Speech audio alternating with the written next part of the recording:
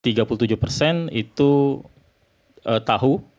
Kalau sorry 37,98 tahu ya. 49,68 itu tahu, yang kuning itu tidak tahu, 37,98%. Ya. Wow, hampir separuh dong. Hampir imbang. Mungkin nggak terlalu populer ya dibandingkan dengan MBG kan seperti itu. Iya.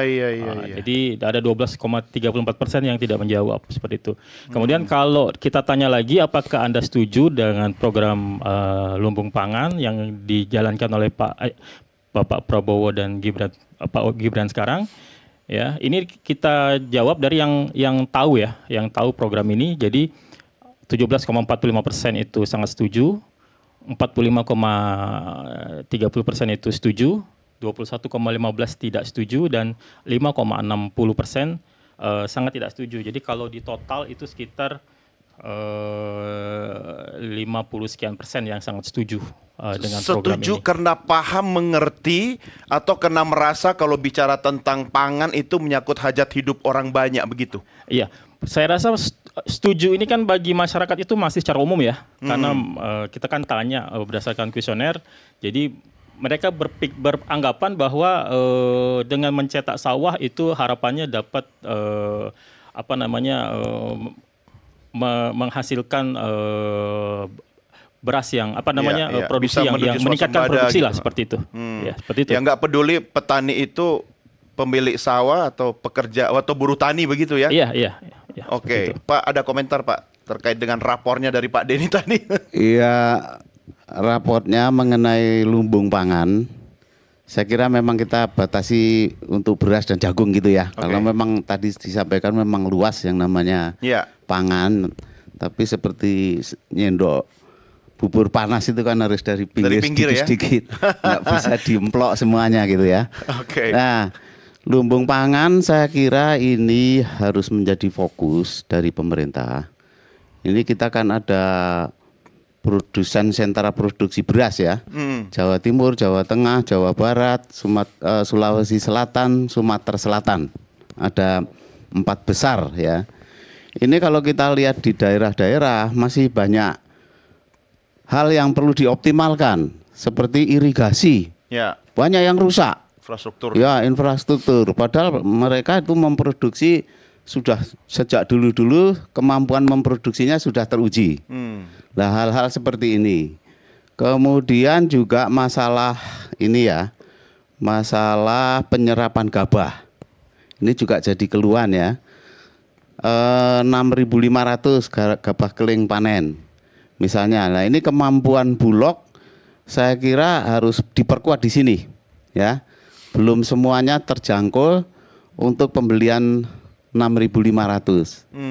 Nah, ini ke depan harus betul-betul fungsi Bulog untuk bisa mampu menyerap gabah kering giling itu harus betul-betul ada di 6.500 seperti yang ditetapkan. Menurut Anda kenapa sih kok kemampuan menyerap gabah masyarakat itu kurang, tidak mencapai target? Ya karena reformasi dari Bulog ini kan baru berjalan belum ada setahun ini. Sehingga kemampuan Bulog yang selama ini itu sebagai Perum maupun BUMN ini terus terang aja tidak bisa menjangkau sampai ke sawah, ke petani, ke kelompok tani.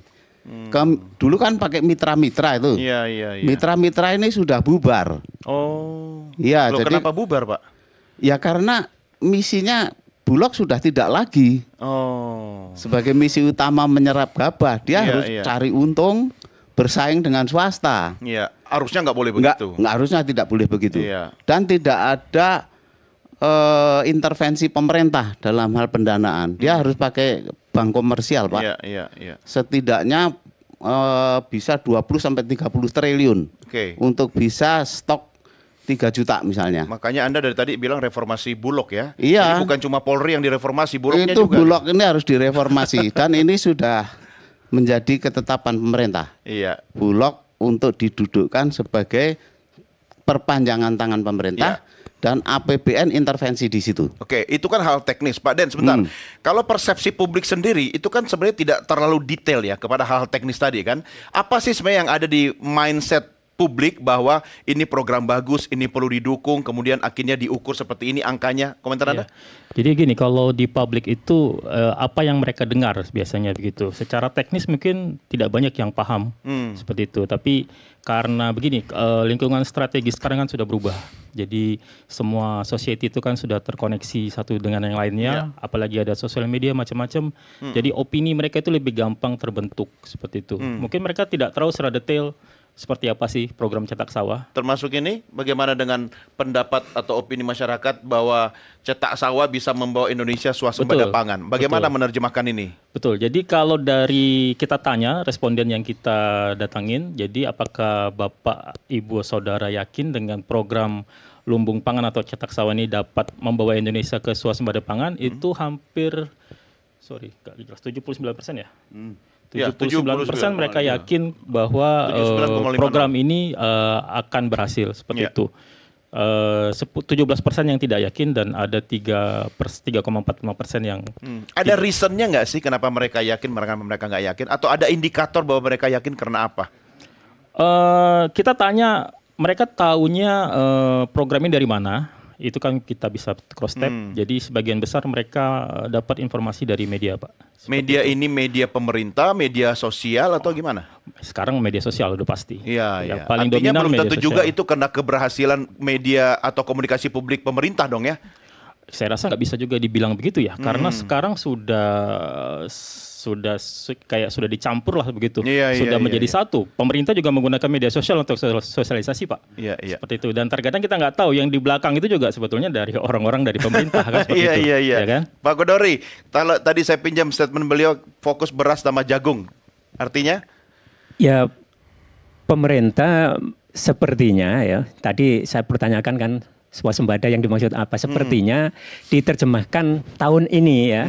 Swasembada beras dan jagung sepertinya. Nah, kalau itu ya, kalau terjemahannya itu ya wajar saja kecapek gitu loh. Karena dari tahun lalu juga sudah kebaca gitu ya. Karena satu anggarannya fokus ke situ.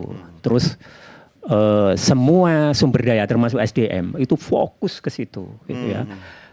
Dan yang ketiga jangan lupa kita juga diuntungkan oleh cuaca yang sangat bagus gitu. Jadi kalau tidak naik, menurut saya kebangetan gitu. Tapi kalau untuk yang lain selain beras dan jagung, catatan Anda?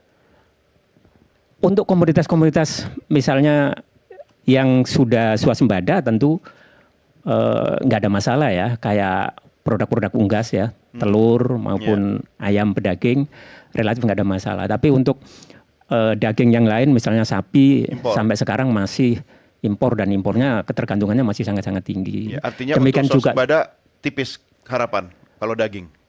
Bisa tapi pasti sangat-sangat panjang. Waktunya pasti sangat-sangat panjang. Demikian juga untuk susu ya yang didorong oleh pemerintah untuk menjadi bagian dari MBG, makan bergizi gratis. Saya kira sangat mungkin bisa tapi panjang waktunya gitu.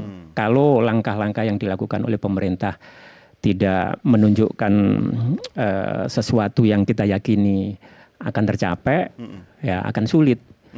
Ya kita bisa berkaca dari berbagai program swasembada yang sudah dicanangkan di tahun-tahun sebelumnya lah ya. Swasembada kedelai, swasembada gula, swasembada bawang putih. Bagaimana capaiannya sampai hari ini? Bukan mendekati target, tapi semakin jauh. Semakin gitu. jauh panggang dari api ya. Bukan mendekat tapi semakin jauh gitu loh. Saya selalu ingat kalau swasembada itu selalu di zaman saya kecil Pak Harto. Makanya tadi saya sempat menyebut nama Presiden Soeharto gitu kan. Artinya kalau indikatornya itu disamakan dengan era Pak Harto itu kan kalau swasembada beras misalnya kan. Pak Harto ya swasembada beras luas tahun 84. Lahan pertanian kita kan zaman Pak Harto berbeda dengan sekarang. Betul, tapi apple to apple kan nggak mungkin juga toh Pak. Betul ya, betul. Tantangan terbesarnya pemerintah sekarang ini bagaimana? Ya kalau dibandingkan dengan Orde Baru sangat berbeda. Kondisi strategisnya sangat lingkungan strategisnya sudah jauh berubah. Ya, artinya masih relevan nggak kalau kita bicara tentang swasembada gitu, ketika kondisinya sudah jauh berbeda dengan dulu? Ya untuk beberapa komoditas saya kira kita masih sangat mungkin untuk dicapai ya. Nah, tinggal bagaimana pemerintah memastikan bahwa Ya, sebentar. Ini harus minum dulu ya. Sebentar, saya rehat dulu. Ini kesalahan saya Bapak-bapak. Harusnya dari tadi ini kita udah rehat Pak Gudori. Cuma maaf ini karena asik sekali kita diskusi malam ini dan kita akan lanjutkan di segmen berikutnya. Jangan kemana-mana pemirsa Merah Putih segera kembali sesaat lagi.